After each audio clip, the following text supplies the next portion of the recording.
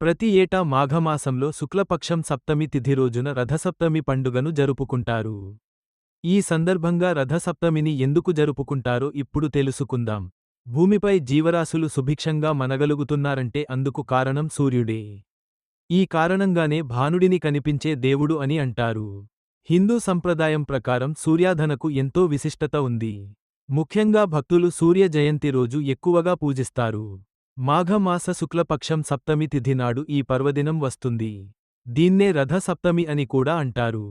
సూర్యుడు 7 గుర్రాలపై రథంపై దక్షిణాయనం ముగించి పూర్వోత్తర దిశగా ప్రయాణం సాగిస్తుందని భక్తులు విశ్వసిస్తారు. అది ఈ రోజు నుంచే ప్రారంభమవుతుంది. మాఘ సప్తమి నుంచి రానున్న 6 మాసాలు ఉత్తరాయణ పుణ్యకాలంగా పరిగణిస్తారు. సూర్యుడు 7 గుర్రాలు 7 వారాలకు సంకేతాలు. ఈ 7 గుర్రాలను వేదఛందస్సులు అని అంటారు. గాయత్రి, త్రిష్ణుప్, జగతి, అనుష్టుప్, పంక్తి, బృహతి, ఉష్ణిక్ అనే 7 గుర్రాల రథంపై భానుడు స్వారీ చేస్తాడు. మేషం నుంచి మీనం వరకు ఉన్న 12 రాసుల్లో ప్రయాణిస్తారు.